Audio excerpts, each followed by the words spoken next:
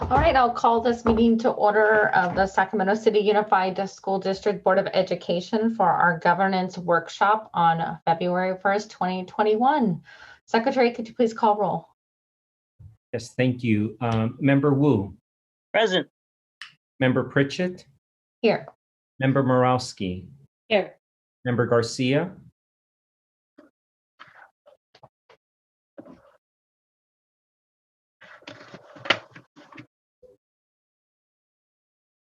Member Garcia is present. She is muted. Member Rhodes. Present. Member Phillips. Present. Member Villa.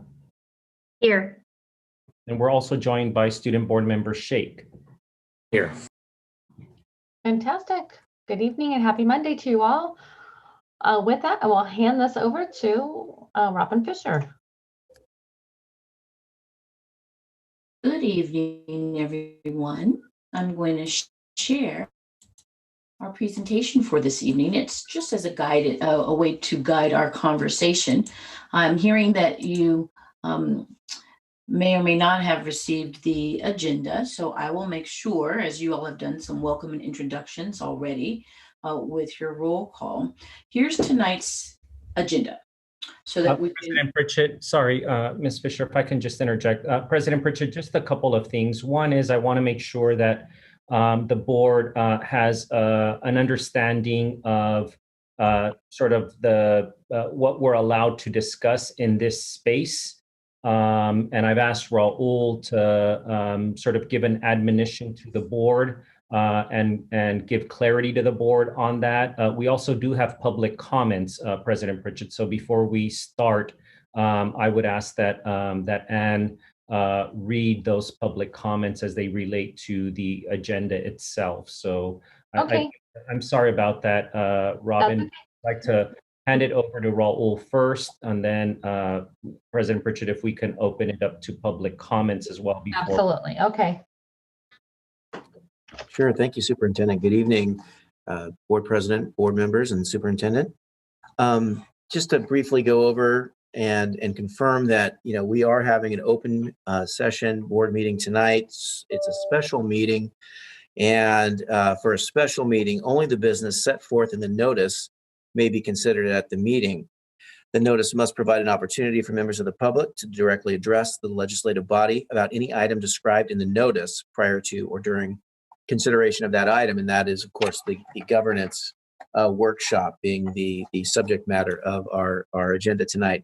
Again, it is an open meeting. There's no exception under the closed session exceptions that would allow it to be otherwise, and it is being live streamed tonight so that the public can view the meeting under Government Code 54954.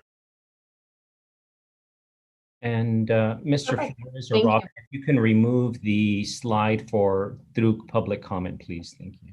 Perfect. Ms. Moretti, we have public comment? Yes, we do. We have one live and two written public comments tonight. And the first live comment is from Mo Kashmiri. Perfect. Can you hear me? Yep, we can hear you. Awesome. Hi, my name is Mo Cash. And how long do I have for the public comment? 2 minutes. All right, great. Again, my name is Mo Kashmiri. I'm a parent of a fourth grader at William Land. I know today is about governance. I do want to make clear that my comments are only on behalf of myself, not my organization. Number one, I wanted to ask the board to eliminate the current requirement that members of the public sign up before noon to make a public comment on the board meeting. I think the district should make it so that members of the public can call in the day of the meeting without having to sign up beforehand, as other boards do. Many of the other boards allow for this, and creating an unnecessary 12 p.m. noon cutoff restricts the ability of parents to make the parents and the public to make public comment. It structurally disadvantages those without means that speak other languages and that don't already understand the arcane process of school boards. This board talks a lot about equity, and so I think that's one minor step that we could do towards making things more equitable structurally and to allow the public more of a chance to be able to give public comment and inform the board that they've elected. Number two, I wanted to just make a comment around governance.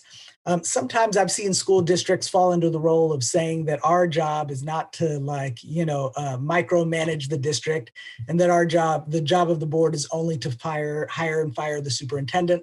I don't believe that's true. I would hope that you would push back against such a role. I think the job and the role of a school board is to represent their constituents, to help make a better district in whatever way possible. So again, I hope that the board will advocate on behalf of parents and to try to make it a more open, more public friendly process. Thank you. Thank you, Mr. Kashmiri.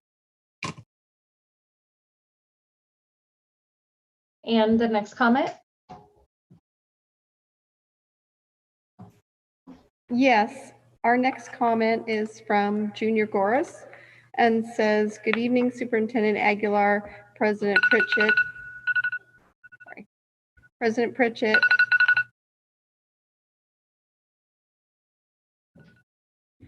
Sorry. My name is Junior Goris, parent to a first grader at MLK. I wanted to comment in particular tonight's leadership workshop and ask that we all remember the word, quote, leadership, unquote. I look forward to board members, along with district leadership, engaging with our labor partners and attempting to find a solution to our financial troubles. I also look forward, for the sake of our district's children, that labor leaders come to the table ready to negotiate in open, honest, and respectful manner, displaying true partnership and promoting unity. It's a difficult time for us all, especially our kids. I am hopeful the district and labor partners can come together and help us navigate through this frightening chapter. Lastly, a big shout out to student member Isa Sheik. Adults should take a page from your playbook. Just watching this young man at meetings should motivate us all to get SUSD back on track. Member Sheik is a product of SUSD, and we owe it to all our children at the district to find solutions. Thank you all for your labor to our district. And the second and final comment is from David Fisher and says, "Good evening, I'm David Fisher, president of the Sacramento City Teachers Association. A board workshop on governance provides this new school board with an opportunity for a much needed departure from the practices of the previous board. The superintendent summed up the previous board's approach just over 1 year ago on January 16, 2020, when the board made the controversial decision to extend his contract. At that meeting, the superintendent described a leadership decision-making style in which he, as an unelected administrator hired by the 7 democratically elected governing board members, elected himself to join those elected officials to begin an 8-vote-0 ruling body. We know from the trainings provided by the California School Board Association and advice given by the Sacramento County Office of Education, school board members have been advised to make decisions by consensus rather than by majority vote. Public dissent is discouraged for the purported good of the body as a whole, but that go along to get along leadership style is in serious need of change. The prevailing ethos of this board should be, as elected board members, driven by a primary value of standing up for what you believe in and what you believe is best for students, even if that means that you are a solitary voice of dissent. Moreover, we strongly urge this board to take immediate steps to repudiate many of the practices of the previous board that has led the district to the point it is at today. No board member or district administrator or outside legal counsel should be involved in making decisions regarding outside service contracts with entities in which they are employed, or a family member, friend, neighbor, or political ally is a decision maker. For too long, such relationships have not been disclosed to the public. There should be no hint of personal or political gain concerning the process of awarding outside contracts. Staff, including the superintendent, chief business officer, or other administrators who provide false and misleading information to the school board and the public, should be held accountable, especially when it comes to the district budget and finances. Staff, including the superintendent and chief communications officers, should provide information to the public and the media that is truthful and accurate, and that does not seek to undermine school board members or district staff or employee organizations because they have a differing opinion or ask hard questions. The school board still has not addressed a SUSD response to the Sacramento Bee opinion writer Marcos Breton, who informed board member Lisa Morawski in writing of his threat to use his column to attack the first board member who, quote, cracked, unquote, in relation to SCTA. Board member Morawski never reported this threat, and the school board still has not responded to this bullying and intimidation. Before signing multi-million-dollar contracts that affect the health and safety of our students and staff, the board should demand an independent evaluation of the appropriateness of moving forward with such a contract. The board should immediately reconsider its relationship with Lozano Smith, its multi-million-dollar outside counsel that has fueled much of the anti-union campaign against district staff, and many believe is a significant impediment to students with special needs receiving the services that they are lawfully entitled to. The board should also reevaluate the superintendent's decision to backtrack on the district's agreement to work with us to transition toward a larger purchasing pool to achieve health plan savings. Because of the superintendent's actions since 2018, the district has paid approximately $32 million to HealthNet, $32 million that could have been used to lower class sizes and increase the number of school nurses, psychologists, and counselors. And if the superintendent had implemented our cost-neutral agreement, not only would the students be benefiting from the improved services, the district would be in exactly the same financial position it is in today, with a $93 million reserve fund, the highest in SCUSD history. And next month, based on our discussion with CBO Rose Ramos, we look forward to seeing this board approve a positively certified second interim budget. As we stated at our last two board meetings, and again when we met with the district bargaining team on January 27th, there is a great opportunity to change the dynamic in SUSD. The more than $100 million new dollars coming into the district as a result of the state budget, along with the $124 million the district receives from federal coronavirus relief, provides a significant opportunity to move in a positive direction. As elected officials, however, it is important to remember that the superintendent is not an elected member of the school board like you. The governing board does not have 8 votes, it has 7. While the superintendent is an important administrative position in the district, and certainly his ideas and recommendations merit serious consideration, at the end of the day, the administration takes its direction from you, the governing board, not the other way around. And that's the final public comment. Thank you. All right, we will go to item 2.0. I'll now hand this off to Robin. And thank you to the entire governance team for joining us tonight.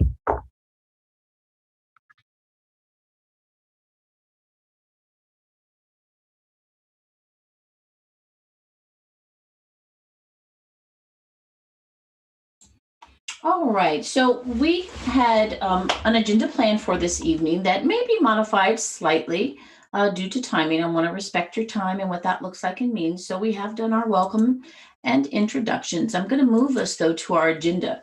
We wanted to move forward, build from where we started the last time that you all had an opportunity to discuss some of these matters of board governance.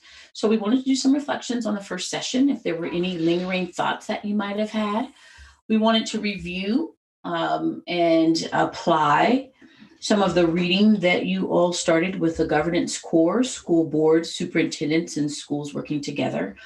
I'm hoping that you received your assignments and you're able to move forward with giving us some big ideas about the chapters that you were assigned. We'll spend just a little bit of time, and again, we might adjust this based on tonight's timing. We want to be able to end in a timely manner, move into really looking at our communication protocol, and then also our draft board meeting, board workshop, strategic plan, agenda items, and those calendars and what that looks like. And then we'll do some reflection and next steps. Again, we'll play it by ear based on how far we get in some of our conversations, and we'll adjust accordingly. Are there any questions and or revisions to this evening's agenda? This agenda looks good to me. Does any board members have any questions or comments? No. Okay, I think we're good to go. All right. So I'm going to wanted to make sure that we were clear about what these governance conversations are about. really to be able to assess and align board governance principles to the district's core value statement and guiding principle. And I know that those documents are being reviewed by the board and that you are coming to some conclusions about what that looks like and means, but that's the intention, to continue to orient new and reacquaint returning board members to your roles and what that looks like and mean. And then lastly, we're going to spend some time reviewing some protocols. Now, I don't want to spend too much time with these pieces because this is part of our review of the first session. So I want to make sure that we were clear about what the goals were. And you've seen this particular slide before. Really, we want to surface different points of view, create a space to frame issues from a variety of vantage points. And then lastly, really consider all of your perspectives as relates to your organizational functioning and what that looks like and means. So we talked about learning conversation principles. Those all still apply with us being present as much as we can. And as you can see here, being able to suspend judgment and be able to exhibit goodwill. And of course, our 4 agreements that as board members, as you know, we are going to be impeccable always with our word, try our best to not take things personally as we discuss our perspectives and what that looks like and means, not make assumptions, ask clarifying questions to make sure that you're clear about what your colleagues are asking. And then lastly, if we all do our best with children at the center, we'll be in good shape. I know that you all are familiar with our core value statement, so I won't spend time there. And our guiding principle that I know is going to continue to be revised and looked at with respect to what that looks like and means. And I just wanted to pause for a moment. That was a quick review of some of the big ideas of getting us ready for this conversation. Anything that you all have any lingering thoughts about as it relates to the last session that we talked about? We started this book study and what that looks like and means. And when again, because of time, we won't spend a lot of time on the chapter in the book review. We'll make sure that you have that information and maybe have a couple of you share some of your big ideas from it. But anything that you want to reflect upon with respect to the last session before we move on, any lingering thoughts, anything about this big idea in this book about our moral imperative and the governance core and what that looks like before we move into our chapter review. It doesn't look like we have any hands up. Oh, Member Garcia.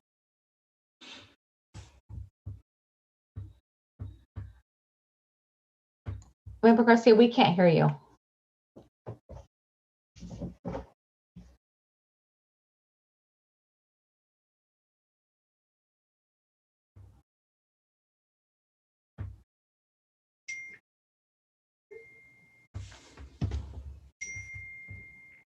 We still can't hear you.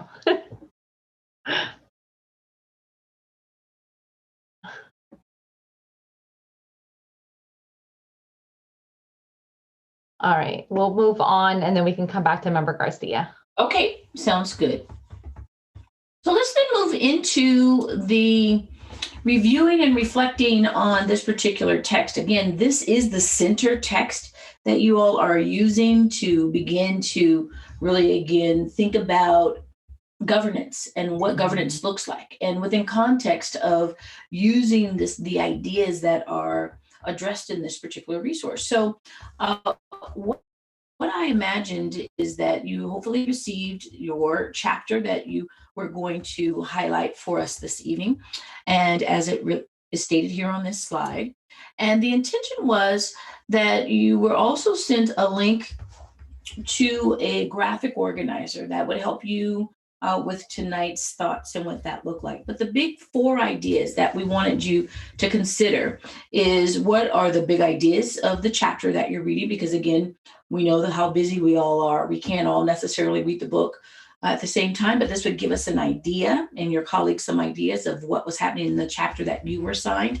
What questions does this chapter raise for you? Because again, it's about how you all hopefully contextualize what's happening in the book with your role on the board itself.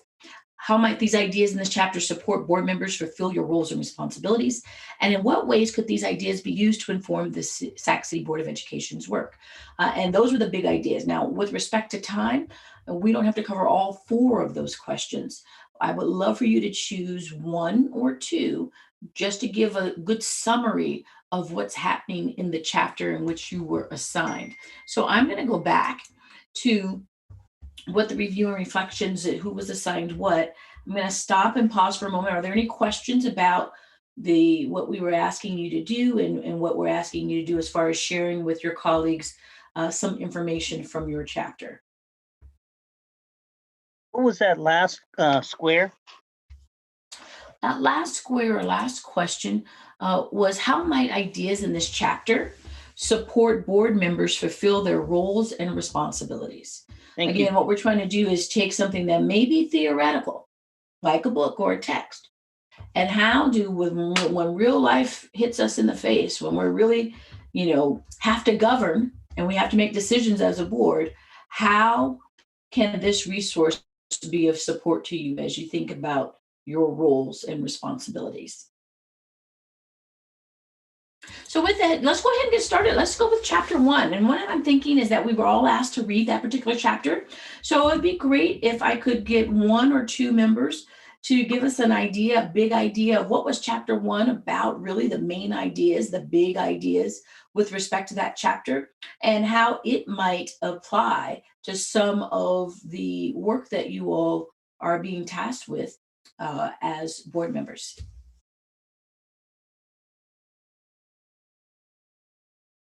Who would like to start?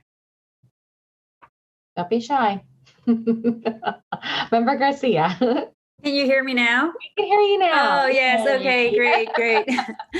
Okay, so I think just a key takeaway, just quickly remembering what was in chapter 1 is the importance of working as a team. So just because we because we work as a team doesn't mean that we don't have room to disagree.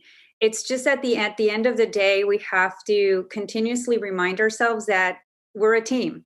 And I think you mentioned this earlier in one of your slides, Robin, that we have to create that space to bring different perspectives and hear different vantage points, and the importance of doing that. But at the end of the day, it's the board as a whole, right? So that was just something that reminded me as you were going through your slides of what was in chapter 1.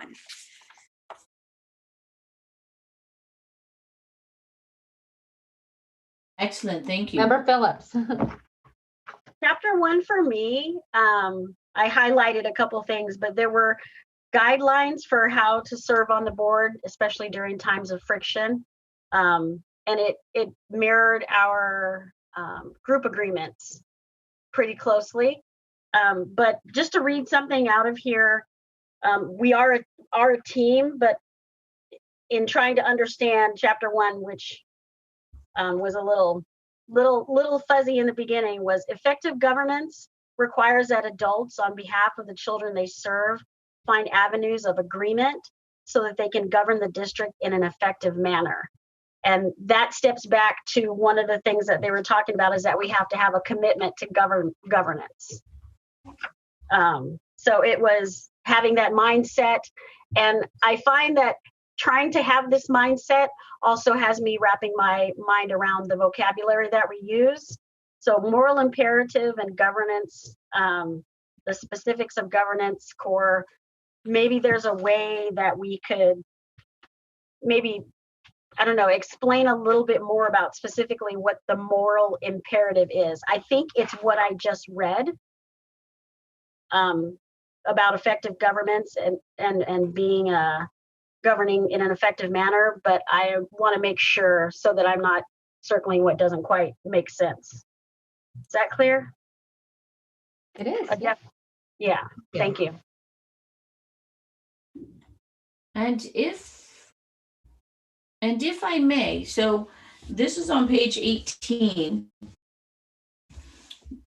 Phillips, this idea of what the moral imperative, based on this text, what it means and what it looks like. And so that might be of support as you all really make sure, how does that apply to the work that you all do? From the perspective of these authors, the moral imperative in governance and the governance core really is that it's a shared moral imperative. A relentless commitment to learning of all students, no exceptions, must drive the work of the board in its individual and collective action. So with respect to these authors, that's what they're referring to. But for you all will have to define for yourself, as you are saying, Member Phillips, what does that moral imperative mean to us as a board, as a team, as Member Garcia has referenced. Excellent. Chapter 1 still. Would anybody else like to add anything? I think that's it for chapter 1. Okay. So let's move forward. Can I, sorry, Member Pritchett, if I can just interject, I know that I'll limit my commentary, but on chapter 1, just right after that, that quote that Robin included on that slide, if Mr. Flores or whoever's controlling it can go to it. Right after that, which is at the bottom of page 18, and being respectful of Member Phillips' comment on, just new verbiage and language. This particular book just happens to focus on an argument about what a moral imperative looks like within governance work. But I thought it was very appropriate that right after that particular quote, it talks about what isn't a moral imperative. And I'm particularly inspired by this idea that if there are not measurable outcomes that mark progress and attainment of that moral imperative, which is the relentless commitment to the learning of all students. In other words, how we ensure that that actually is happening and that we have the ability to check on the progress or not being made in order to ensure that we're working toward demonstrating that we have achieved this moral imperative, I thought was very powerful.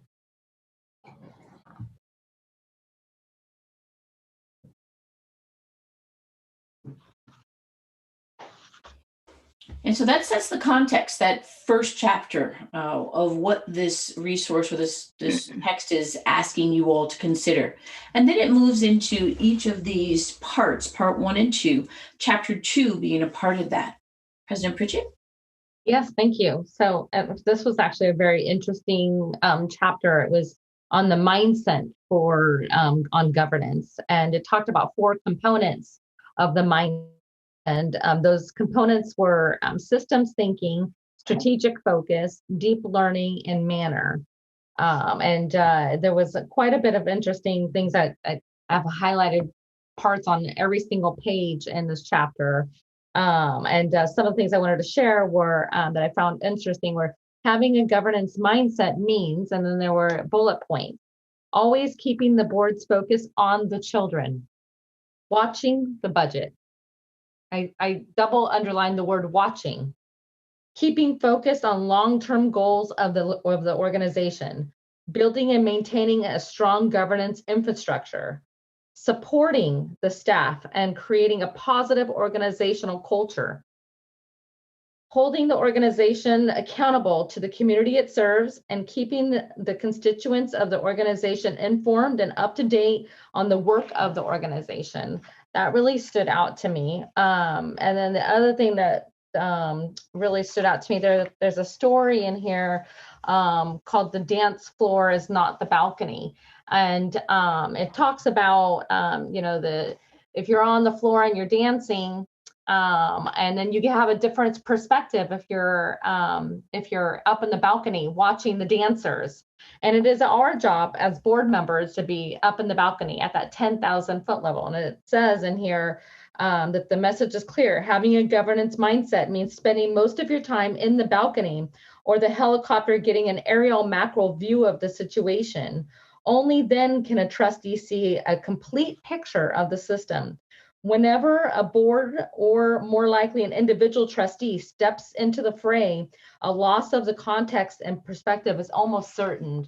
And that really just, in fact, I wrote the word wow when I read that. I was like, wow, that kind of really resonates, things that I've seen on my time on the board and working with different boards.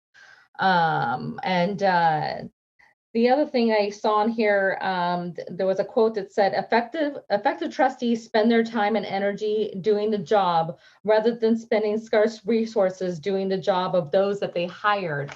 And that, to me, once again, it's our job to be the board of trustees and not be in the weeds, and allowing staff and supporting staff as they are doing the work that they were hired for. I could go on and on. There's a ton of stuff I highlighted in here, but I won't. I want to hear everyone else's as well. I hope that you all read that chapter as well. And the intention, thank you so much, President Pritchett. The intention is to now feedback from that. We're going to spend just a few moments with feedback. So we'll have, I'm going to give a little process. We'll have the presenter share their chapter. And then I see you, Ms. Member Garcia. Then we would love one or two of you for about 3 or 4 minutes or so to engage with that chapter, what you heard, any questions that you might have. Not that they might be answered, but that it gives you an opportunity to reflect. So with that, yeah, so I think one of the critical pieces beyond what President Pritchett shared is that we have to create those opportunities for deep learning, because I want to get on the dance floor too, right? I want to understand from that perspective how a system is working, how programs are working. And I don't know what the appropriate setting is for that conversation or discussion to happen. I think there can be, maybe it's through learning sessions, or whatever we want to call them. I understand that they may not always be appropriate at a board meeting because there's just so much work that needs to be done. But I would appreciate for that opportunity to be available, so that then we can come to the balcony level and spend a lot of our time at that level. But I do think there's an opportunity to have that other space that needs to happen, especially when a lot of this is so new to so many of us. It's just, I've been on the board for 2 years, and I'm learning at every single board meeting. And it's just a lot of information. It's just a lot of work that's happening in order to understand how to connect the dots and then connect it back to the strategic goals, which we'll talk about later. We need to have those deep dives at some point, and I don't know how frequently we have them, but I just don't know how we balance those two needs moving forward. Thank you for that feedback. Do we have any other feedback? Questions? Other things that you've read in the chapter on that specific chapter? Member Phillips. Some of what I was reading in chapter 1 talked about staying on task frequently.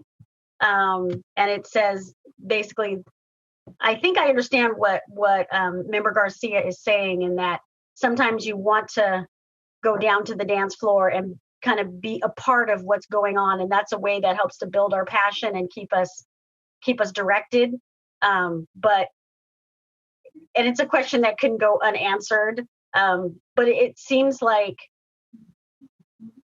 stepping down onto the dance floor, so to speak, will allow us to actually have an understanding of what's going on. But when I read in this chapter 1, it says that effective trustees understand that they are not on the board to administer the organization, but rather to govern it.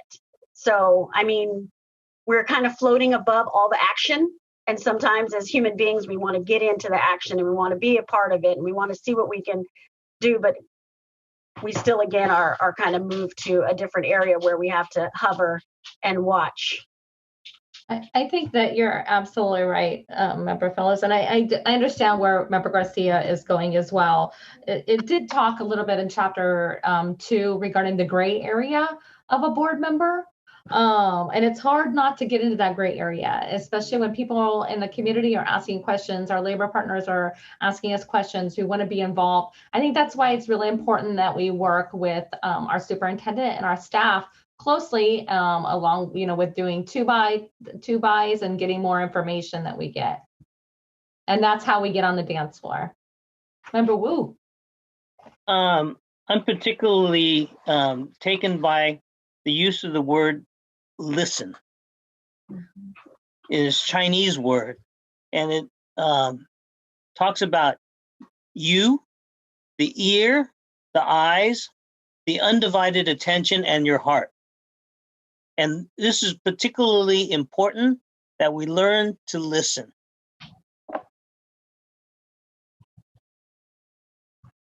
Yeah, I agree. Thank you. Member Moralski.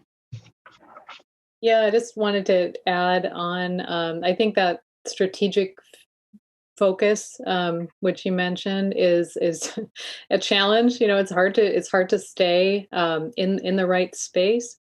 And I guess how I think about it, and I'm still learning and evolving too, and as I learn how to be a board member, right?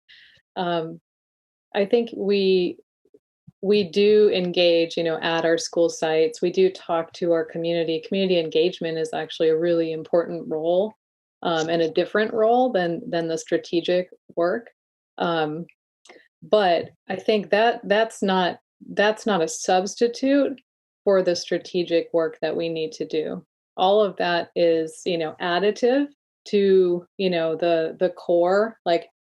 So I think we all have limited time and kind of bandwidth, right, to do all of this work.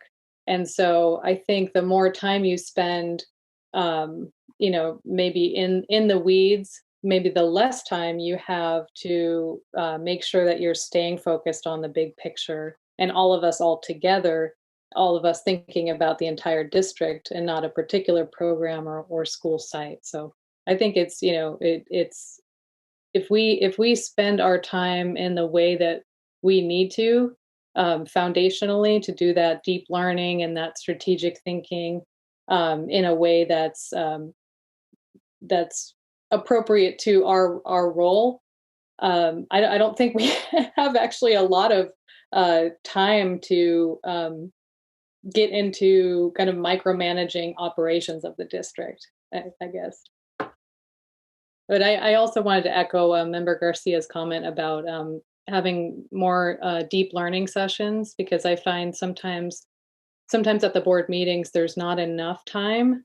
It's like there's not enough time to go into something. So it seems too short, but it also seems too long for a board meeting. And then it takes a long time, to get through the meeting. Member Garcia. Yeah, so I think I want to clarify that this is not about micromanaging, it's about learning.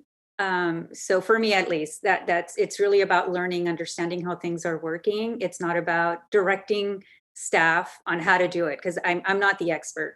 But I think in terms of there's a balance for these learning sessions or the deep dives that I think we can have more of, especially around big issues. I do want to recognize, though, that as the board has changed how we hear items too, that we do have like the first time they get agendized, it's an informational opportunity, right, for us to learn, ask some questions. And then the second, maybe a third time, second or third time they get agendized, it's for action. So by the time we get to the action part, where we actually have to take a vote, we're already familiar with the information. We're already familiar with maybe some of the questions, some of the work, some of the responses. So that has been very, very helpful. So I just wanted to acknowledge that as a board, we're moving in a direction that I think it's very helpful, that maybe we won't need as many learning sessions or deep dives on all topics, but certainly moving forward on some critical topics. So I just wanted to share that too. Thank you. Yeah, I completely agree with you, Member Garcia.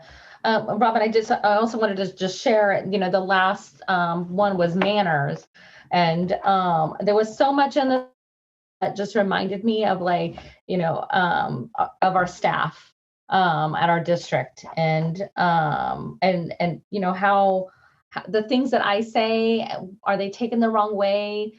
I kept on just bringing it back almost every single page in this chapter. And, one of the things that it talked about is us, while we're sitting at the board table or on Zoom now with COVID, we're kind of in this fishbowl and everybody's watching what we're saying, right? And they're hanging on to every word. And that it talks about our words and body language and the tone of voice define the message of how we're communicating it. And it was just kind of a reminder for me to always watch, because there was a quote in here that says, they may forget what you said, but they'll never forget how you made them feel. And that one, I just was really lingering on that quote of in life itself, with, in the boardroom or in the grocery store, when we're talking to our constituents or when we're out on a walk and seeing people walking their dogs. It's kind of a good reminder. Thank you. So again, a rich discussion, and this is just the beginning. This hopefully, again, you'll continue your book study as you go deeper. This gives you an opportunity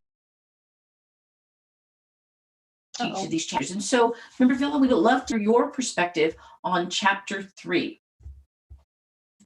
So Chapter 3 was Superintendent Governance Mindset.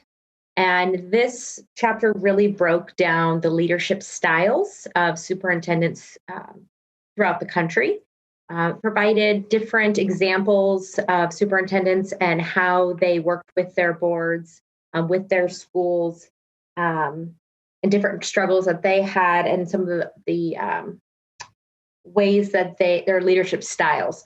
So provided tips for the board and the superintendent on different leadership strategies, setting the foundation, and building the relationships between the board and the superintendent. They offered some great, like I said, examples of different superintendents, saying this is chess, not checkers. Everyone needs to be thinking 3 moves ahead. And it's really important that we have the confidence and the trust between the information that we receive and the relationship as a whole. It's really imperative too that they mentioned that the trustees need to be in the know, and we need to trust that information that's coming from staff and our superintendent. It also offers different patterns of successful leaders. So it brought, obviously I'm again as well a new board member, trying to learn the leadership style of our superintendent, and are we overseeing enough actions? So for me, reading this chapter, it was really important to figure out, again, deep learning and working together to build trust and ways of doing business that I'm not the same as Board Member Browski or Board Member Rhodes, but forming those different relationships with the superintendent to provide strategy and purpose for our district. A lot of the conversations in this chapter as well were, again, just based on honest goals and making sure that everybody is coming to the table with the understanding that it's truth, being respectful, being honest, and different tips that superintendents worked with staff just to make sure that everybody, again, has the same moral purpose throughout the district, and different tips that he or she provided for the board members to connect with the schools, staff, union partners, etc. It was a great chapter, just understanding the different role of the superintendent with the board. Fantastic. Thank you. Do we have any feedback from Chapter 3?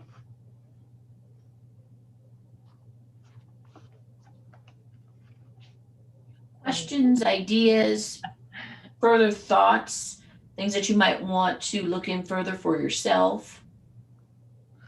I think for me, what Member Vila had said about, the trust of the superintendent and us ensuring that we've hired the right person. And I feel that we have. And that, I think for us as board members, we're not expected to know everything. We want to know everything. And I know I want to know everything. But when we're out in the community, we're asked a lot of questions. And sometimes we have to go back and get the information, and we have to trust that our superintendent and our staff gives us that information. And I'll add with that, a lot of the goals and the stories of the different superintendents throughout the country, it was noted, it's so important to have a long tenured superintendent. We need a superintendent to stick with us so we can really form those relationships and, again, work on a long-term strategy and not just looking at this year. It's important for us to all be successful for the long term. Yeah, thank you for that.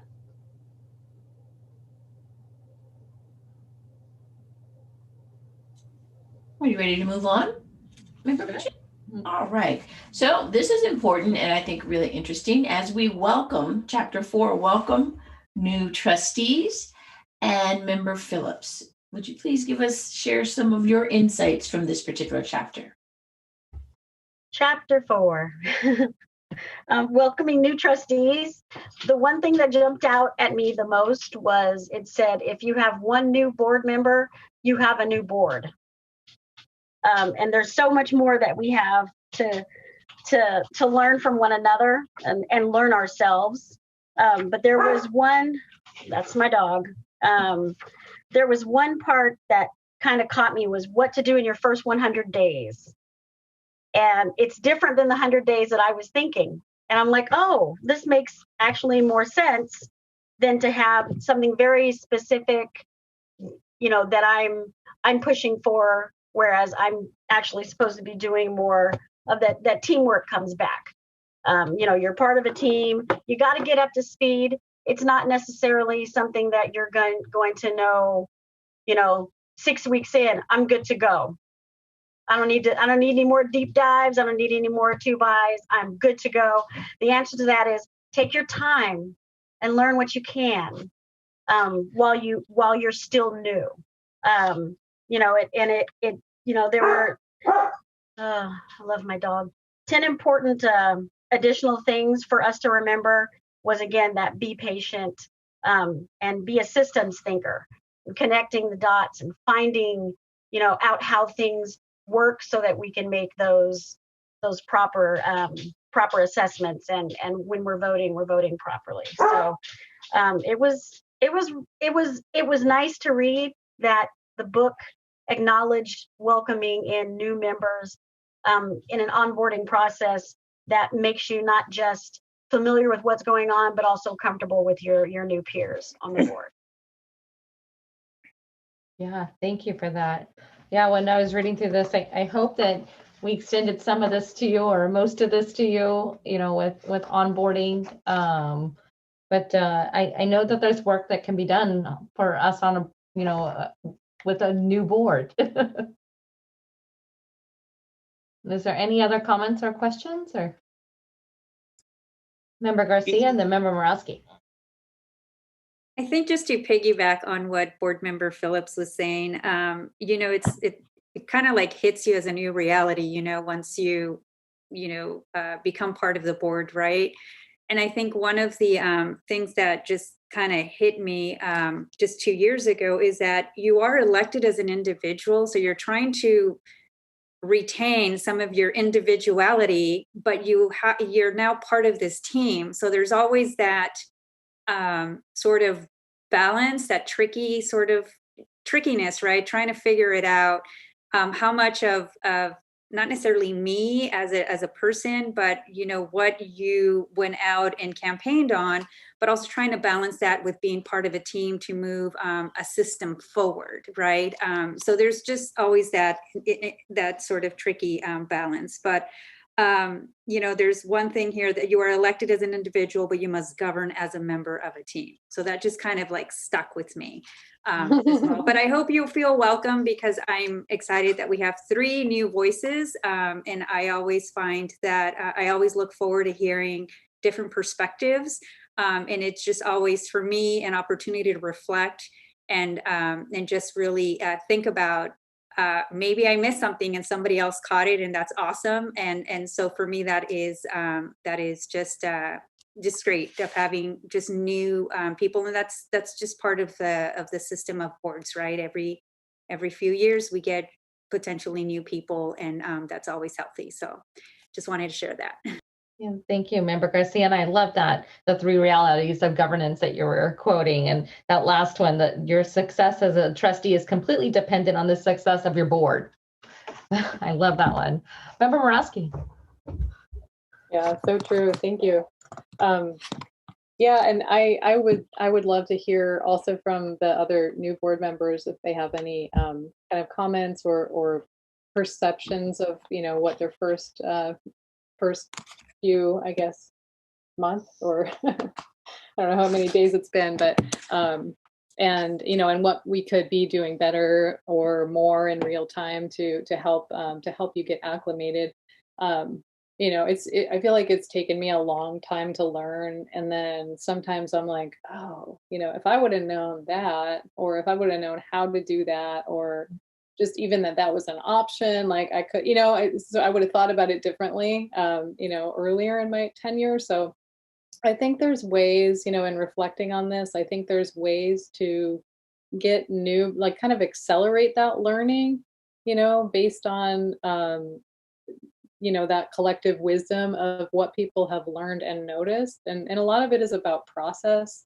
A lot of it is about just tools that are available to you as a board member, to bring up issues, or to, you know, to find out information, or so I think, you know, I would love to kind of partner to try to more fully, you know, I don't know, maybe have some more focused ways to explain, you know, like really the mechanics of like how you can do things as a board member, in that, you know, in that correct role, right? In that strategic role, in that the appropriate board member role.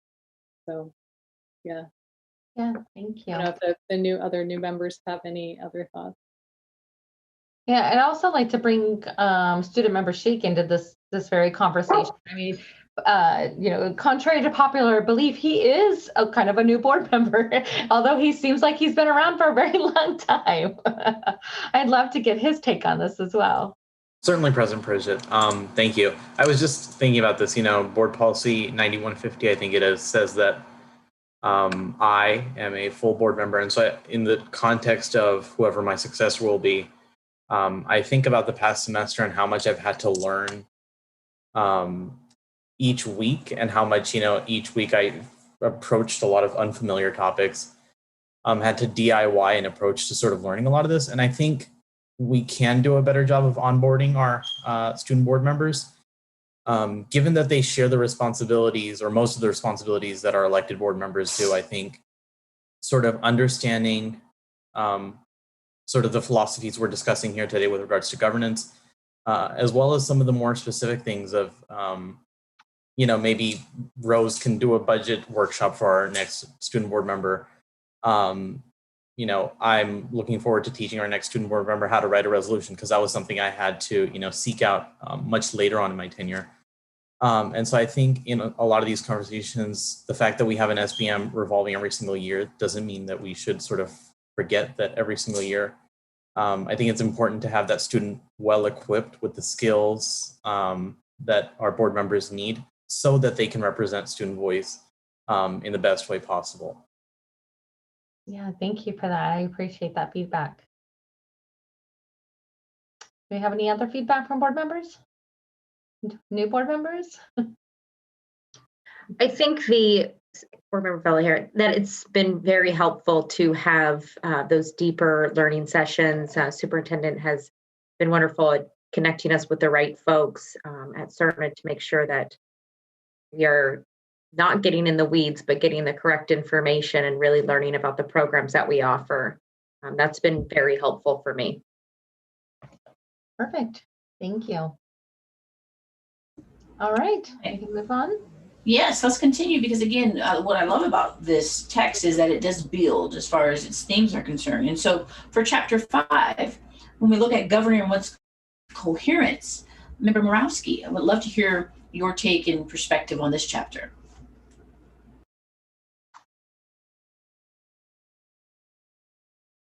Yeah, thank you. This was a really exciting chapter, guys. There's a lot of good stuff in there. I guess we are commending the whole book to each other, because it's just very relevant information, I think, for all of us. But the big ideas about this chapter were governing with coherence, and what does that mean? It's alignment, but it's a more kind of emotional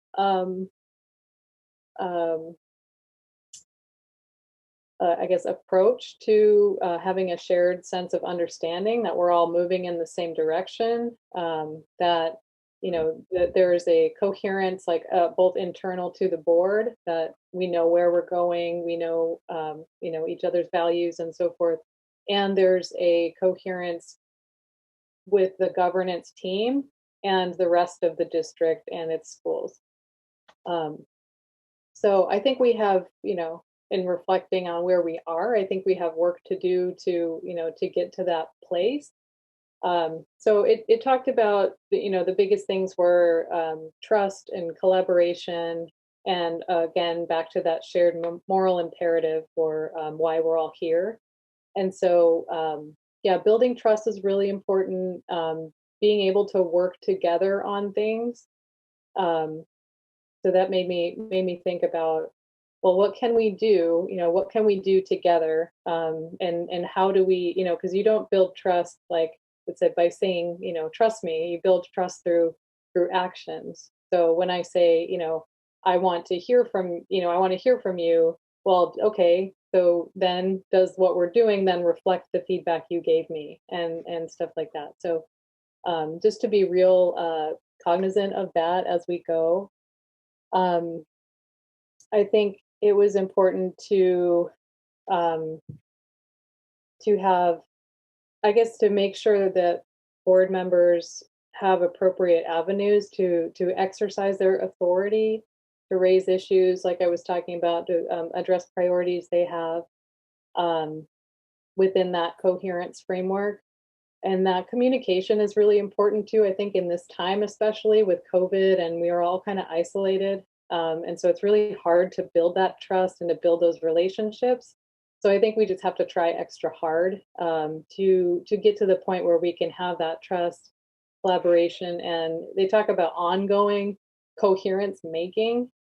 So it's not just something that you do, it's something that like an ongoing process, and you have to keep checking in, right? It's like a relationship. You kind of keep checking in. It's not, they say like love is an action verb, or, coherence is an action verb, I guess. And the other parts, there was a lot of pages on kind of distractions to coherence, and that's really important. There's a bunch of them. I'm not going to list them all, but they're on page 95 if you want to follow along. And there was a lot about like micromanagement again, and kind of what constitutes like a board, like bad board member behavior sort of thing.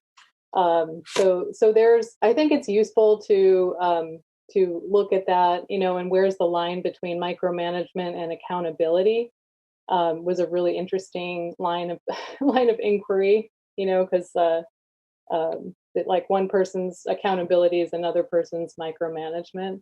So just to, I think there's a lot of work to make sure among all of us that we have clarity around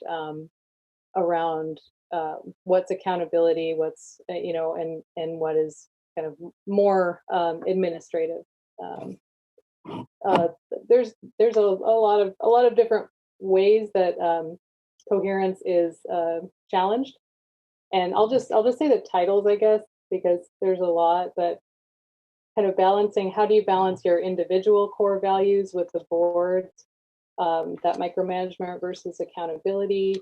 If you represent a constituency, if you're identified with a certain interest or a certain community, how do you balance that versus the, taking a district-wide approach?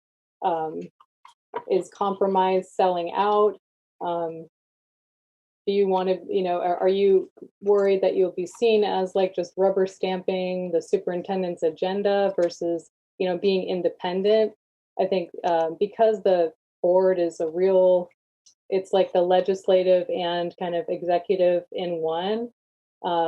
It's really important to have cohesion there and not to have like if you have issues or something, then you should work it out among the board.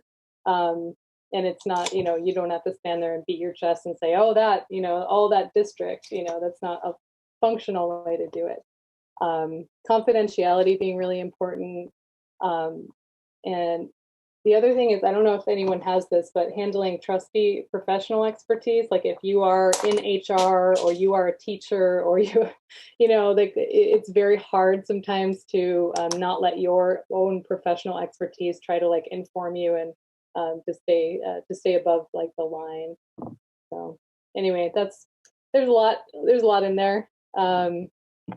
And I think it's important to do this so we all feel part of a team and trust each other, and also we're satisfied in that we're getting accountability, we're doing that strategic work, and that we kind of have job satisfaction as board members of knowing that we're kind of doing the right work. Yeah, thank you for that. I feel the same way, and through that chapter I was thinking of things like we as board members, we shouldn't be really worried about how we're looking. We have to make a lot of difficult decisions as a board together. And sometimes it doesn't look pretty from the outside when people are viewing what we're doing. But we have a responsibility. We are the stewards of the district. And just knowing, I sleep at night just knowing I did the right thing. I think that's just how we kind of need to go along. I appreciate that you brought up the confidentiality. That was one thing that I highlighted in there too. I think Member Wu can attest to this. In the years that we've been on the board, we've been through a lot of different board members. And, the very first sentence in there was, nothing will betray trust on the board more quickly than breaching confidentiality.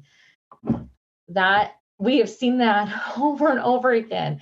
And we've seen the total splits on the board. We couldn't agree on anything, and I have faith that that we can band together. We are, I know I say this often, and I'll continue saying it, that I believe that we are a puzzle, and we're all different shapes and sizes and colors, and we all have different experience, and we bring something different to the table, every single one of us, but we all fit together like a full puzzle. So.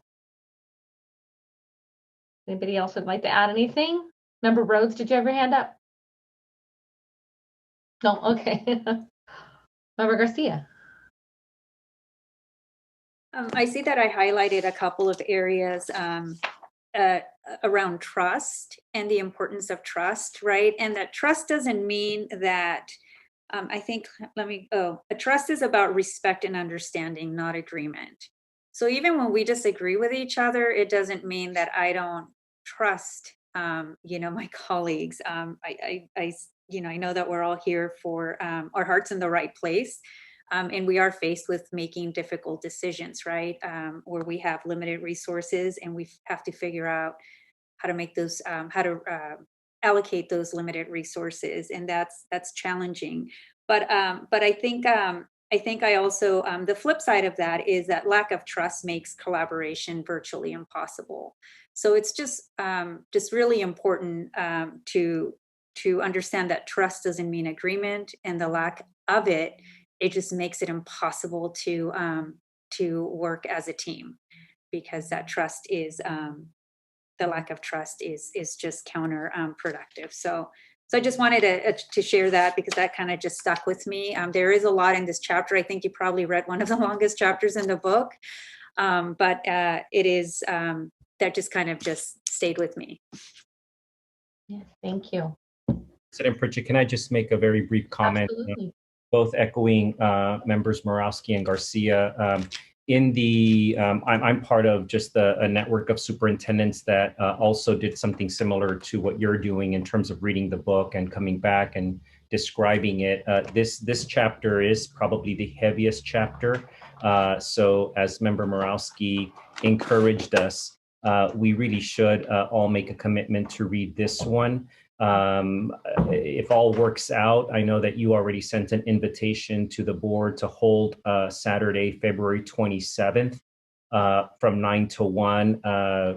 Mr. Davis Campbell, the co-author of the book, has agreed to spend some time with us. And when we spoke, he actually did acknowledge that part of why he's interested in doing that is because he wants to unpack chapter 5 because it is such a heavy chapter of the book. But I think it would be helpful for all of us to read and reread that particular chapter. I thought Member Borowski did an excellent job summarizing it, though, and I just feel very fortunate and often talk about how fortunate I believe that I am as your superintendent to have board members with a level of expertise in a variety of fields. And I think this book really does acknowledge how to ensure that there's a balance between how you bring that skill set to the table in light of the appropriate role of board members. And so I just wanted to make that quick comment. Yeah, thank you. Any other feedback regarding chapter 5? Member Morawski? I just want to say back in response sort of to Member Garcia's comment about trust, that a lot of things happen, things move really quickly in this, this board world, and, and even more so now with COVID. And it's very easy to have, to jump to conclusions about why something was done, or, what somebody was thinking, or, but I really think that it's just, just pick up the phone. Like we all just have to stay in touch with one another, and if anything, because we don't want to have anything, come up and then grow and, get rotten, or, you know what I mean? So I think it's just really important to stay in touch, and, and usually there's an explanation, and it may not be great, but, it's like, there's just a lot going on. So that usually is the explanation, but just keep in touch, I think. Yeah, I think that's a good reminder. Thank you. And as long as it's not in violation of. Yeah, that's exactly what I was just gonna say. It is okay for us to talk to each other. Absolutely. It is okay to call each other and speak with each other, but watch out. The Brown Act is a scary thing, especially when being a new board member. I know I've been there, and we always just want to make sure that we're not violating the Brown Act. And absolutely, and that could go of course, through the superintendent too, and maybe it's not always the phone, but just to kind of that communication should be flowing. Javi is mentioned throughout this text. You'll notice that they'll pick on that with respect to management and administrative, and some goals with respect to that. And there's a great resource after you've really dug into this one called The Speed of Trust, since this is coming up, that I would encourage you all, if you haven't read it already, to definitely put it on your reading list with respect to your work, because it does give you an idea of what trust looks like, and how it what credibility looks like, and how that makes a difference with respect to building trust, and what that looks like. So again, I know that you all are very busy. Put that though on, I would highly recommend putting that on your reading list. Let's move though into our next chapter, chapter 6, governance culture. And I would ask Member Rhodes, what were your perspectives and perceptions of this particular chapter? Yes, as I listen to my colleagues here, a lot of the same topics or I guess main ideas kind of carry over through each of the texts, and some of the big words that stood out to me from each of my colleagues' texts was like trust, cohesion, collaboration, right? And so one of the things that stuck out to me when I was reading chapter 6, one of the big things that stuck out is said, serving on the board is not a natural activity.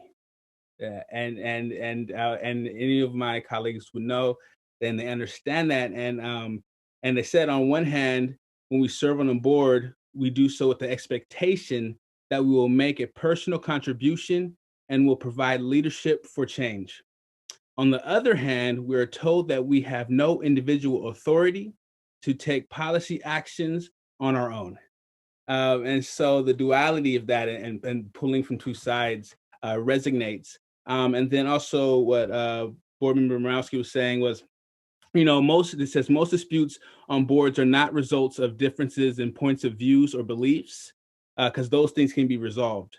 But they are a result of personality disputes and conflicts. And often these clashes are not addressed and continue until they reach the point the trustees do not like each other. And so the idea that open lines of communication, leading with the idea that everybody has the best intentions, are very important. Or you can have a very dysfunctional board due to the fact of the board just doesn't like each other. And so we never want to get to that point. And another part that that really stuck out to me in the book, when we look at this, says we have government team agenda, norms and protocols.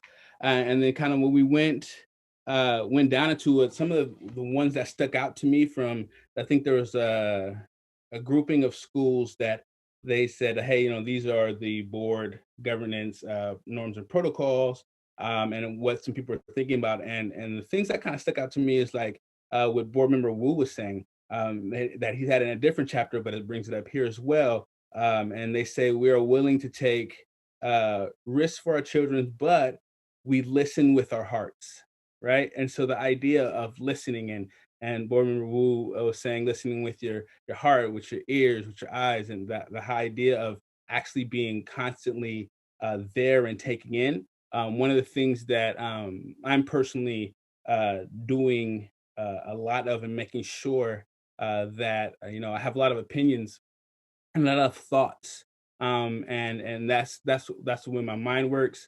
but also to sit back and listen to everybody and see where the connecting dots are, is something that that I'm doing constantly. And then also what it says here in the book, so I was like, oh, that resonates with me. Also, we'll keep focus on the best interests of students, working with parents, community, and staff. And that resonated with me because one of the things that is heavy on my heart right now, and before, but specifically right now during COVID, is how we engage our community. And one of the things is the interests of our working parents and community and staff. These are groups that often, we say, hey, we want to be part of the governance, and we're gonna think high level. We don't want to be in the weeds, but we also have to take in consideration of community and how do we get that input of community well, as a board, but then also collectively inside of your areas. I think that sticks out. And so, at the end of the day, the last part, and I'll leave with this so we can go on to the next one, is one of the bigger things is and it stuck out to me as well, is our behavior a model for how the children in our district schools behave and now and in our future. So like, are we setting good examples as a board of how we engage with each other, but then also how we engage with constituents, stakeholders, and our community at large, and how we engage with each other sets the tone for that moving forward. And so it was a good chapter. It really, to me, builds on the other chapters. And I think every chapter builds on the same chapters. And I think there's a constant idea phrased in different ways in each chapter, but it's pretty consistent throughout the book. And so those were my takeaways. And I look forward to listening to what other board members have to say, and kind of taking those things in as we continue to grow. Thank you, Member Rhodes. I appreciate that. I think, one thing that came in my mind as you were speaking is, every decision that we make on this board is part of a bigger picture. Even if it seems like the smallest thing, like a resolution, it's part of a bigger picture within our district.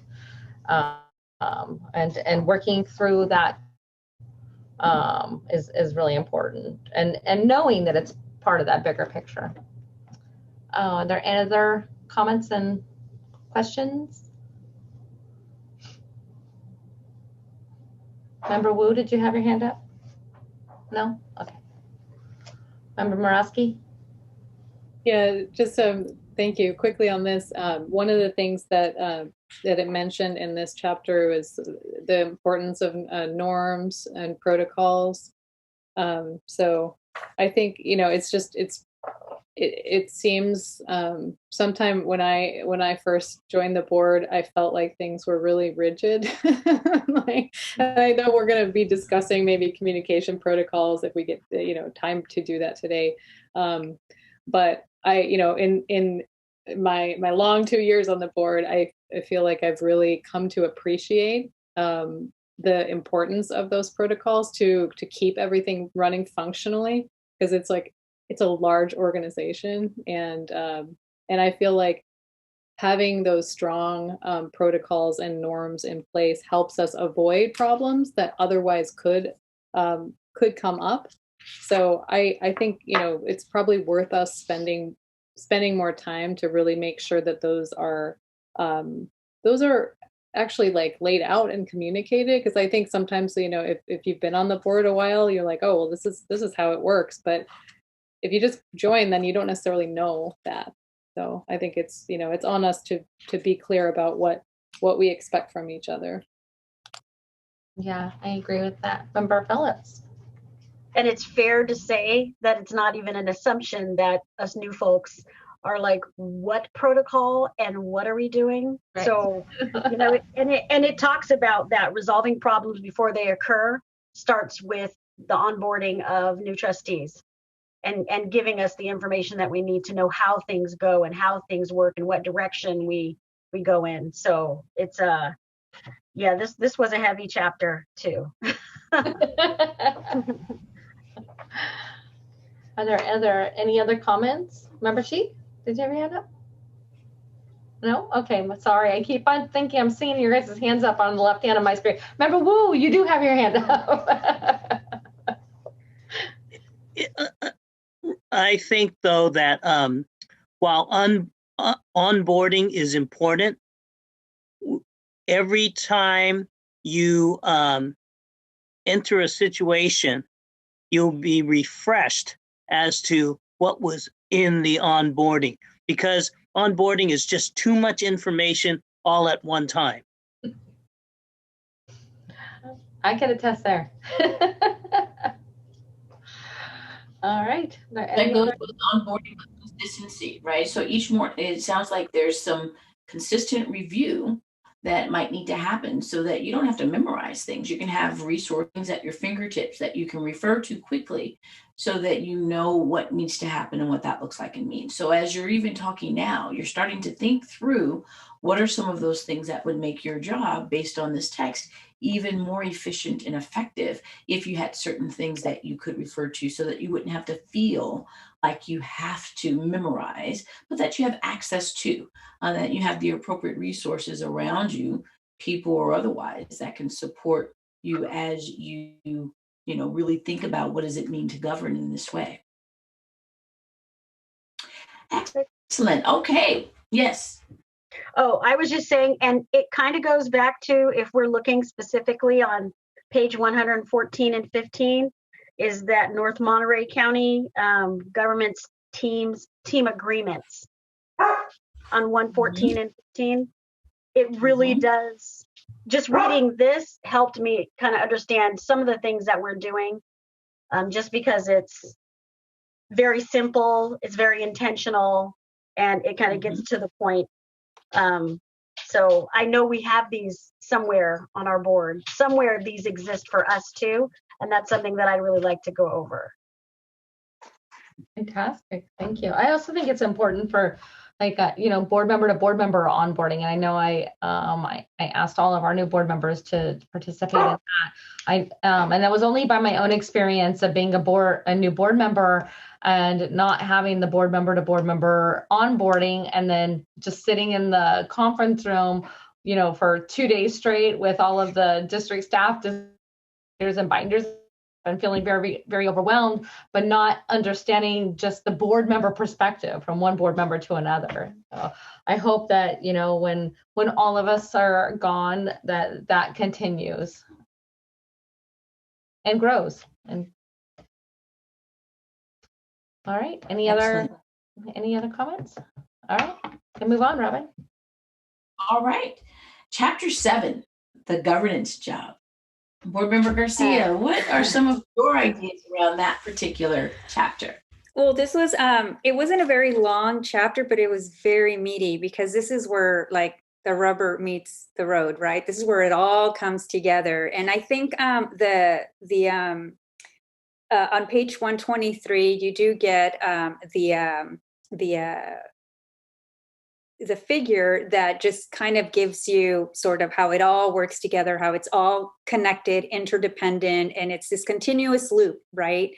That has to happen. So I'll just go over these very quickly. And then essentially this chapter talks about the responsibility of the boards. And one key responsibility is to establish those strategic goals, and to set direction, and then to also make sure that you tie related outcomes to that. So it was mentioned earlier that we need to have those metrics, whatever we're going to use to evaluate if those strategic goals are working and if we're moving in the right direction. So really important for the board to establish those, to stay focused. So it's that conversation about staying high level and staying focused. But also the challenging part that these goals need to be specific enough, but also broad enough, because things are moving so quickly, especially in education and the world, right? They're just moving so quickly that we, as a board, we still need to remain nimble in terms of how we meet these goals. And then a key factor in the strategic goal setting is that boards and the superintendent must become a key partner in setting that direction. And then also that from the superintendent's sort of point of view is that the boards need to be a partner in being engaged. They need to be engaged in establishing that the strategic goals. They just don't need to be informed, because they need to own the results, right? And they can't own the results if they're not part of developing the strategic goals. So that was just something that I think just resonated with me. Also setting policy direction and approval. So we know, I think, just from maybe common knowledge that the board sets the policy, but it's often, from this chapter, it's so much more than that, right? We just don't set policy and we approve. So two of the big policy areas that the board is responsible for is the fiscal solvency of the district. So that's something that we, as a board, is one of our key responsibilities. And also that in order to make sound fiscal decisions with limited resources, we need to have those deep dives, that deep learning that needs to happen in order for us to understand what we need to fund and what doesn't get funded, right? I mean, realistically speaking, right? And what is consistent with the strategic goals. Also adopting program plans and frameworks. And one of the interesting things that I took away from this is that not all frameworks adopted, or whatever falls into this category, is equally important to the board. So we have degrees of importance. So, as a board member, I'm struggling to figure that part out. What is it doing? What is the most important out of like this entire category? Because they're not all as important. And then how do those frameworks, plans, programs all connect back to the system or the strategic goals? And then our responsibility for stewardship and support. So the importance of our demeanor, we already talked about as a board, how we talk to each other, how we treat each other, how we communicate with staff is really important to establish, develop, and sustain positive staff morale. So boost staff morale, and also to create a very positive culture within the district. So making sure that that happens. And the oversight and accountability, the importance of oversight and accountability not having a negative connotation. It's that constant feedback for improvement, right? It's that reflection and how do we improve, part of the accountability. And then knowing if the programs that are being implemented are working, how do we know that? Also, two, I think takeaways for me in this particular section was that no amount of external accountability will be effective in the absence of internal accountability. So the importance of having both internal accountability and then obviously external accountability. And then also the importance of having a mechanism. And I don't know, quite frankly, what we have in place right now. Having a mechanism to review the effectiveness of the policies adopted by the board. So it's having that continuous loop of feedback of board policies that get implemented, and then figuring out if they're even working, and how do we know that as a board. And then I think lastly, the community leadership throughout. That is basically something that covers the entire figure on page 123. And the importance, as Board Member Rhodes mentioned, the importance of having that community input, and for that conversation to be authentic, open and authentic. And often that doesn't, look pretty, right? Especially with a district in fiscal distress. But it needs to be open and authentic communication, and how that's the role of the board and the superintendent. Staff can be available for their expert their expertise, but it's not their responsibility to be the face of that sort of outreach to community, to the community. The importance of the board to communicate with a unified voice. And again, going back to something that President Pritchett mentioned, is that the board is not expected to be an expert, not to have that expertise, but we certainly are expected to but to have a deep understanding of the 3 to 5 strategic goals that we develop.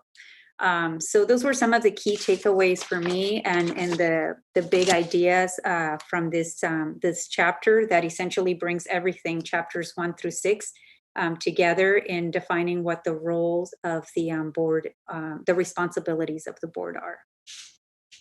Thank you, Member Garcia, and thank you for unpacking that. I agree, that was a very meaty chapter for sure. Did anybody catch the quote right at the beginning of the chapter?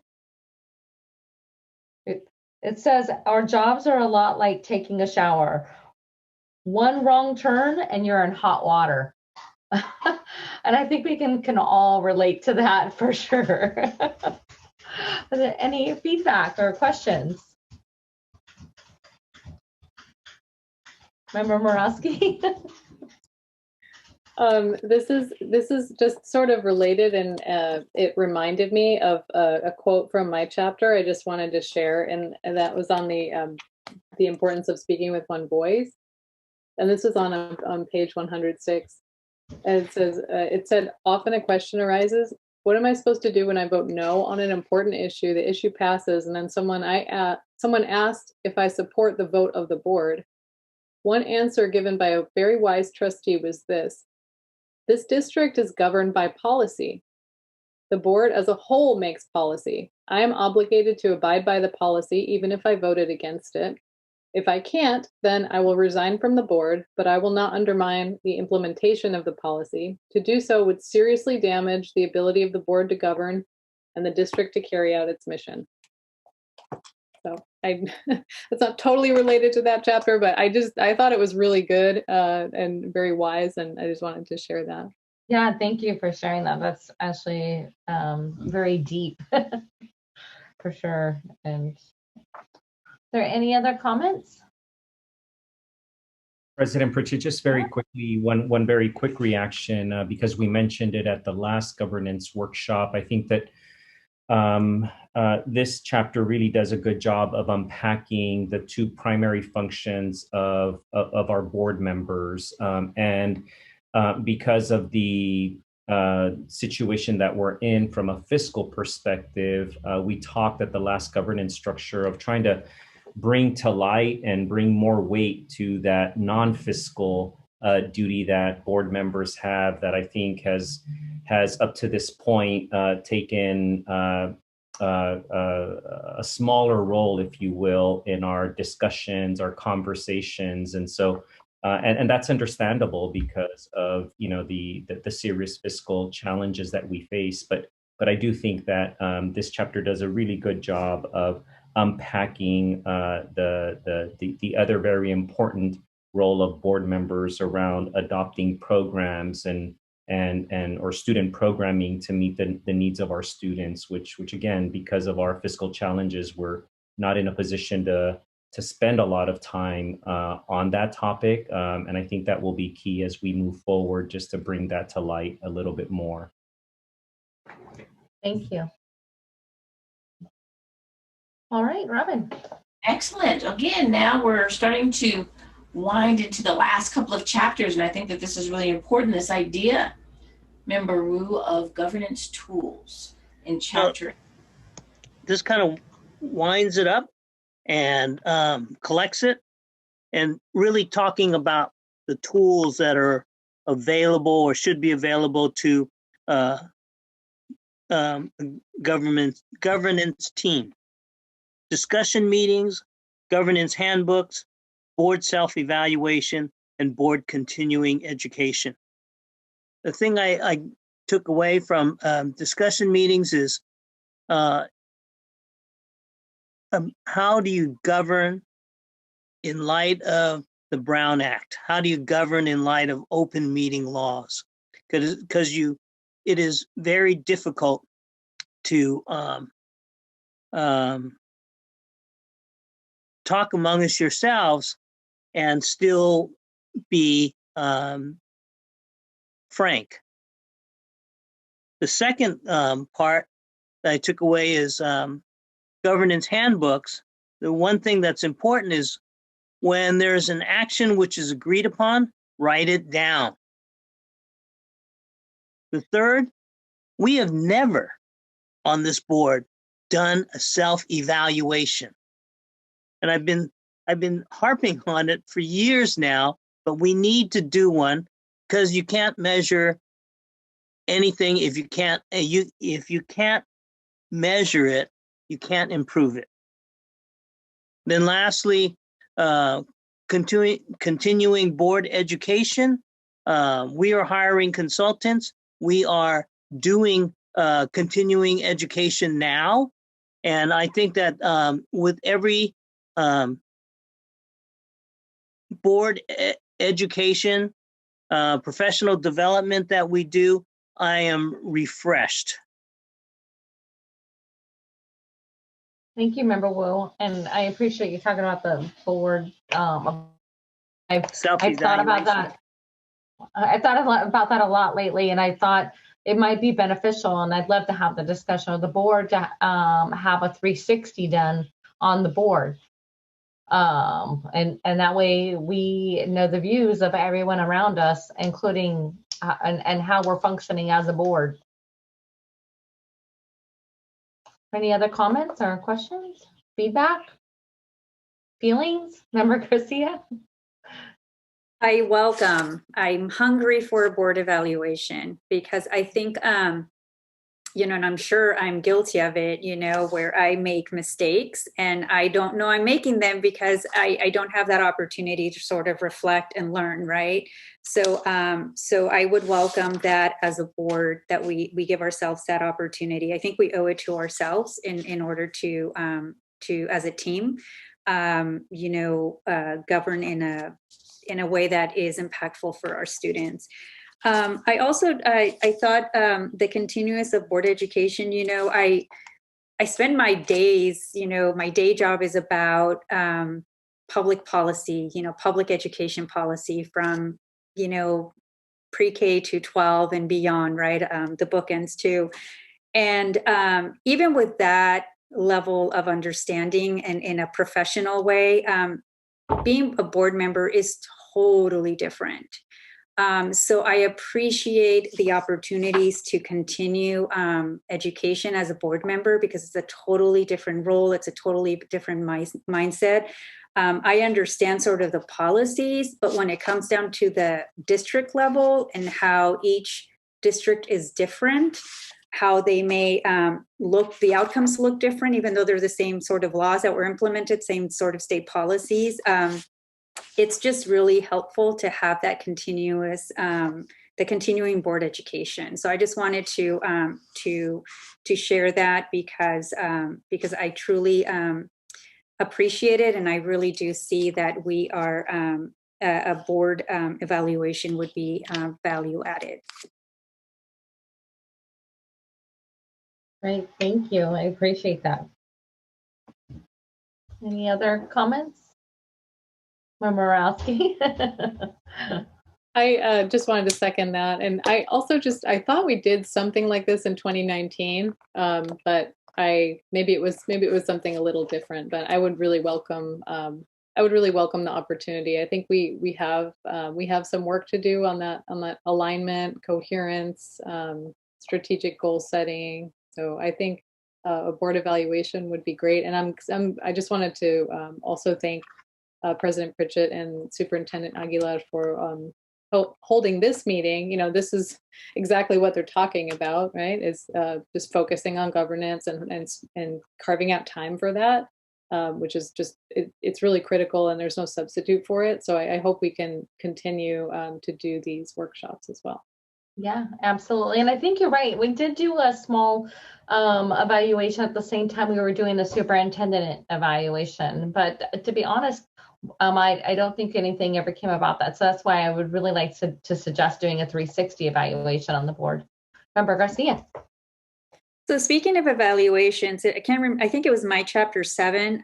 It talks about quarterly evaluation discussions, not like a full-blown evaluation, but it's just like those check-ins. And the way I think about this is, when you take exams, right? Do you wait until the end to sort of find out how you did? I much rather know throughout the course, right? How am I doing? Am I heading in the right direction? Am I focusing on the right things? So maybe these board evaluations, I would even the superintendent evaluations, I see the value of having those more frequent conversations, right? I don't know if they're quarterly, I don't know if they're twice a year, but it just gives us an opportunity to continue to stay focused and that continuous improvement, right? That I think we may need, especially if we've never done an evaluation before. Yeah, good suggestion. All right. Any other comments? All right, Robin. All right, so this is where I would love to hear from each one of you. And I think it's really important because this last chapter, Rise into the Occasion, I think that, you all were asked to, if you had an opportunity to take a look at that. But I think it would make, put a period to the end of this conversation that we've been having around now that you've had an idea of what the text is about, and maybe you'll go in deeper, and it sounds like you have some time that you're going to spend on chapter 5 specifically and thinking about that. So what is it that you got from this last chapter, chapter 9, of rising to the occasion, to this very important role that you all have decided and agreed upon to commit yourself to for the amount of time that you've made this commitment? So with that, I'd love to hear from each of you about your perception and perspective with respect to what does it mean to rise to the occasion as you think about the governance core and what that looks like and means. And then President Pritchett, call on. Thank you. Perfect. Yeah. If you haven't read this chapter, there's a good part in there for tips for trustees. That was a really good read. And, I love that, the saying, I know I hear the superintendent say this often, that it's not a marathon, it's a sprint. And, or it is a marathon. That's what I should say, not a sprint. That's what I meant to say. Rising to the occasion. I think a lot of us have, we're engaged in our community. And that's the reason why we're here. That's the reason why we're on this board. So rising to that occasion is now finding ways to be strategic and looking at the bigger picture, thinking 10 years down the road, 20 years down the road, where's our district going to be then? Member Garcia? Thank you. I think for me, there's like a paragraph that just really brought it home. It's on page 151. It just says, school boards are faced with ever more complex decisions with increasingly severe consequences if they get them wrong. Take technology curriculum programs or assessment systems, for example. Without a proper framework, the board is faced with a series of ad hoc decisions where millions and millions of dollars are at stake. Not to mention the squandered opportunity to implement the moral imperative of raising the bar and closing the gap for all their students. So for me, this is just what hit it home, right? It's just, we need to just get all these other pieces right in order to really, not make mistakes, not squander millions and millions, and focus on making sure that we're serving all students. And it's just a big, it's just a big task. So I'm looking forward to the next sort of conversation, the next steps, and developing that as a team. Thank you. Yeah, and the other thing is, if board members, if you could take note, there's a story on page 33 and 34 that really got me as well, and it was about a board trustee that she had a fire outside her home, and as she's looking at the fire, she's thinking strategically, like, what do I do? What do I do right now? It's right in front of me, and I was thinking the whole time, like, our district's on fire. We're on fire right now, right? And we're looking like, what can we do? What can we do? But then she was talking about in here how, when she was watching the news and the fire officials were reporting more of the strategic way of like how they're handling the fire, right? That's what we should be doing and not directly in that fire. Member Phillips. Just piggybacking on what you said is like one of the root words that they gave us at the beginning of this in chapter 1 was, I guess, the Latin definition for governance. And the definition was to steer a ship. Yeah. And it's like there's 8 million other people. They're all doing a whole bunch of other things. But it's like our job is just to make sure that ship doesn't strike an iceberg. You know what I mean? Right. Yeah. So I like that. Anybody else? Any final thoughts? Member Morosky? Yeah, I guess on along the same lines, just that governance work is like only we can do that, right? Like a lot of other people within our system can do all of the other things, but the governance is only us. So we can't afford to, to give that up or let that be neglected. Yeah, great point. Member Wu.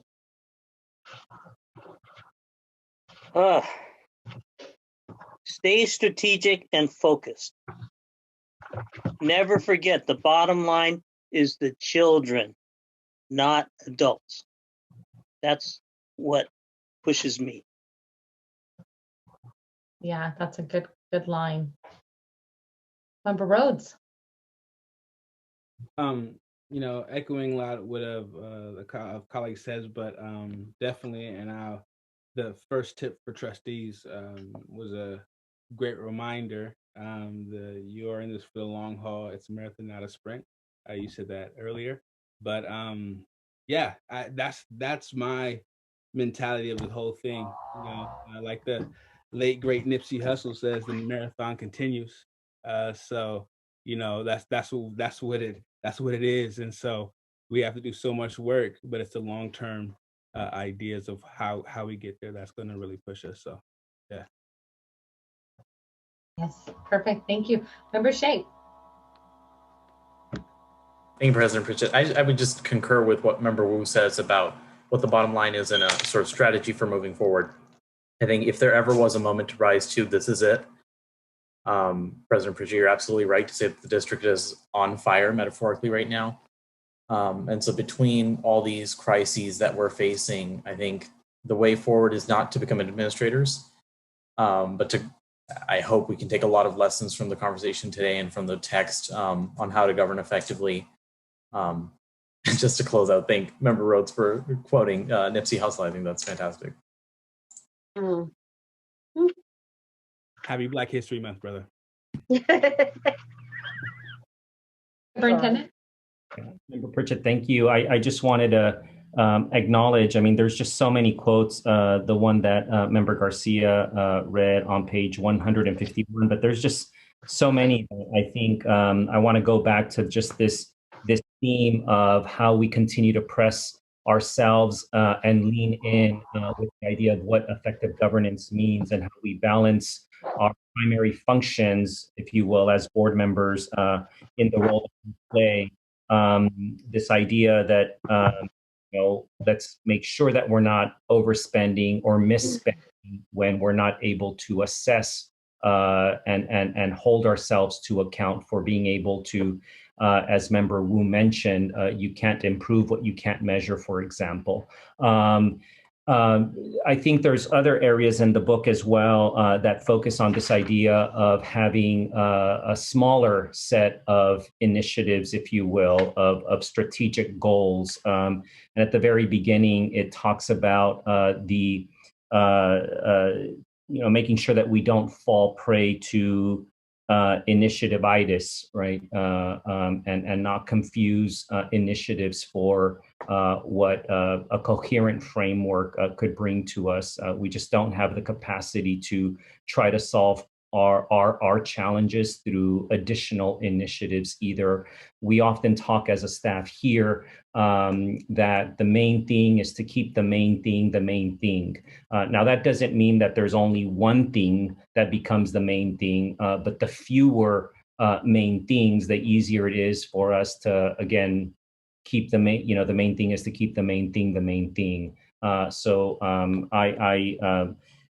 Certainly we chose this text as the first one for us to try to dig in and unpack. And I also look forward to the subsequent discussions again with the next one scheduled for February 27th with Mr. Campbell to help us just unpack and talk more in detail about what prompted him and Mr. Fullen to write the chapter sequence, the chapters, and answer questions that you have as board members. Yeah, thank you, Superintendent. Robin?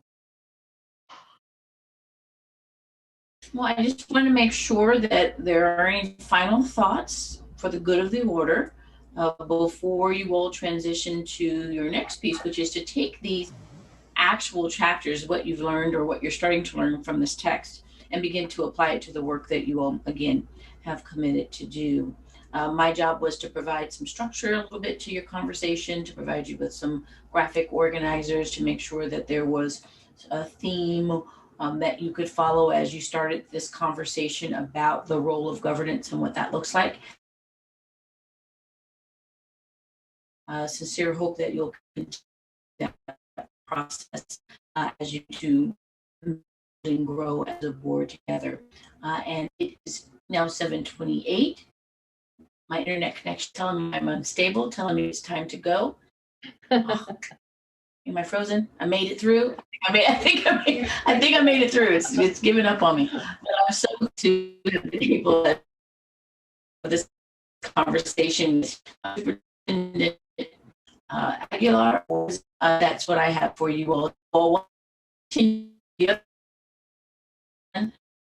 Your communication call definitely. Robin, we're losing you. Sorry. Maybe if you take off the video, perhaps. And I know you're concluding, but I heard communication protocol in there. So. Well, and Robin, if you can hear us, we just want to thank you. Oh, I don't know if you can hear us, Robin, but we just, we want to thank you as a board helping us guide. I know for me, after every board workshop, I have like this happy feeling and, in my gut, once again, of like, we can do this. We're going to get through this together. Any other final comments? Oh, we lost her. She knew it. Let me come back, President Pritchett, as she indicated, but there were two other items that we were to go over at this board governance workshop. The first one was just explaining where we stand with the current iteration of our communication protocol.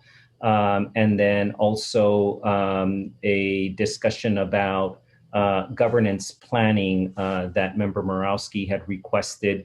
So one of the things that I'd like to make sure that we are a little bit more tight on is for our next workshop that we figure out on the technology side how to start on time or as close to on time as possible. I know that we lost about 20 minutes, and that would have been, I think, sufficient to talk about those two items.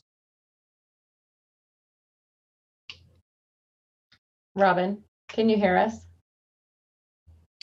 You're muted, Robin. Yes, I can hear you. Yes. Okay. Did you want to go into that discussion, or Superintendent, are you leading that discussion?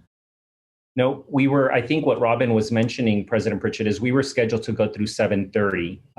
So it is 7:30. I'll leave it up to the board how much, if you'd like to stay on for a few minutes to at least talk about next steps, because I don't suspect that on February 27th, we would have time to incorporate these. I will follow up with Mr. Campbell, see what, how he might want to distribute that 9 to 1 hour that he's allocating for us. Certainly if he says, I don't need more than 3 hours, then we could incorporate these items. Or if the board would like to stay a little bit past that 9 to 1 timeline, which we might have with Davis Campbell himself, and then just dedicate an hour for the other items, which we are working on still, the governance planner. But I would like to have a discussion about the communication protocol, given that we do have 3 new board members, and our sitting board members might also want to have a discussion. We've always sort of iterated. It has changed over time, and I think that it is a conversation that we should have. Yeah, I agree. Is that the will of the board to stay a little late, Member Morawski? Yeah, I was just going to say, I think some of these things, I think we will need some time. So if we can either stay or carve out some time, I think those 2 items are pretty critical. Superintendent and President Pritchett, we're talking about going over those 2 items and possibly staying an hour over today or putting an hour on the next meeting that we have. Is that what you were saying? I just want to clarify. Yeah, we could talk about next steps now and for a little bit of extra time over the 7:30 mark, and then we can add additional time to our next meeting if that's the will of the board. That I would agree with that. I know these late night meetings they're hard after we've been working all day. All right, let's talk about next steps. So one thing that I'll offer, President Pritchett, again, is if Mr. Campbell feels that he would like, and we would like as well, I'm sure that you might want to use up the 9 to 1 time frame on the 27th for a discussion about the governance core book after having more time to read its entirety, then making a commitment now that we would just extend that current 9 to 1 time slot to say 9 to 2, for example. He may come back and say, I don't need more than 3 hours, and so we could dedicate 2 hours to these topics. Of course, we could also have another governance workshop prior to February 27th if you'd like that as well. And that would be two possibilities that we could discuss, and certainly work with Robin Fisher and see if she would be available to support us prior to the 27th as well. Okay, yeah, can you have a conversation with Davis Campbell first, and then we can send an email out to the board? Okay, that would be great. Are there any other next steps that we need to go over? Member Morosky. Quick question. Oh, Robin, you're breaking up again. We're losing you. Go ahead, Member Morosky. Okay, thanks. Sorry. I was just thinking, I don't know if it makes sense to, to have board members jot down and share their ideas for kind of improvement ideas based on these reflections that we could bring to the 27th, or just because I know that we've done a lot of reflecting, we've done a lot of thinking, we're kind of went in deep, and I certainly have some ideas for, how it could be applied. And I don't know what the best way is to kind of communicate those, or so to bring them to the next workshop, or to, send ideas before that. I don't know. Or maybe we want to just think about the best way, but I think maybe the idea of jotting down ideas, and then maybe if the board is okay with that, they can send them all to me, and then I can work with Robin on that. So you're talking about ideas, or are you talking about questions that we might have on the 27th for Mr. No, ideas for future board workshops and what we should be, and strategies of the board, right? Member Rosky? Yeah, I was thinking more of, how we take the things we talked about, which, kind of are theoretical, and apply them to our work. Like specific things we could change about the way we do business to in response to some of the reading. Yeah, I think that would be great. The President Pritchett, the other thing that I would also offer is that I could follow up in my conversation with Mr. Campbell and see if he already has a framework for how he might think that it would be more valuable for the board discussion to take place on the 27th, whether it's kind of probing questions. And I think I'm scheduled to talk to him on the 18th of this month. I can see if I can talk to him before then. So that if he does have some kind of framework, that you have an opportunity to do what Member Morowski just mentioned. But otherwise, I do think that it would be appropriate for you to start creating some questions so that the conversation with Mr. Campbell, he did indicate to me that he didn't want to be the one talking the whole time. So I think he's envisioning a back and forth discussion, answering questions that board members might have, where you're seeking clarity from him, because he does acknowledge that there are portions of the book that are pretty heavy. Yeah, that would be great. I can work also with Robin in the interim to maybe use some of the frameworks that she also uses in her work in the event that we want to get started with something, and my conversation with Mr. Campbell doesn't occur until the 18th, just to start helping board members jot down some of the questions that we might have for Mr. Campbell. And I'm sure he would be very appreciative of having some of that already, as he prepares for the conversation on the 27th. Okay, that's fantastic. Member Garcia, did I see your hand up? No, I was just going to ask for clarification, but Board Member Morowski clarified that through her comments. Okay, great. Is there any other wrap up that we need to do? Superintendent or Robin? No? Member Morowski, did I see half a hand go up? I'm not sure, sorry. Okay. All right. then with that, we can adjourn this meeting. Can I get a motion to adjourn? So moved. All right. Second. All in favor, say aye. Aye. Hi. All right. Thank you all for spending Monday night with all of us. And Thanks so much. we'll see you on Thursday. Aye. Thanks.